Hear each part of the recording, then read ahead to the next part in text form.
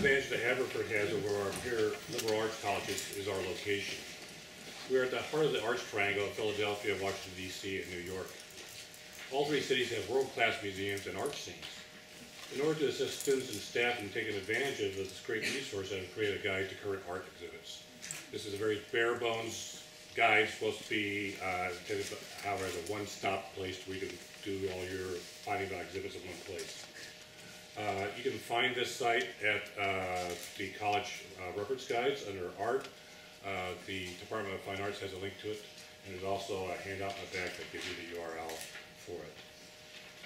For design, I've used the research guides that we use in the libraries by template. Many students who represent 85% of potential users are familiar with it and know how to use it, navigate it easily. So I decided to use that as opposed to a more sophisticated thing that's more flashy. A lot of the sites I link to have a lot of flash. I couldn't compete with them anyway. So this, like I said, it's intended to be just a guide to these sites. It's not a flashy thing in itself.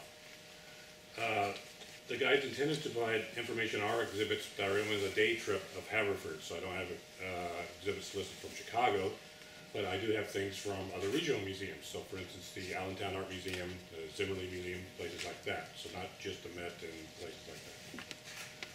One section of the guide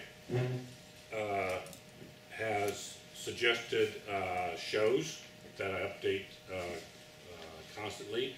And I try to feature some shows, like for instance here, shows that relate to Haverford classes. So for instance, a show on conceptual art at the Brooklyn Museum of Art relates to John Muse's class.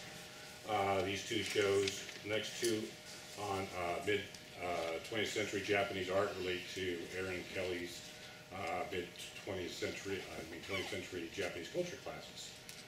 Also there's down here,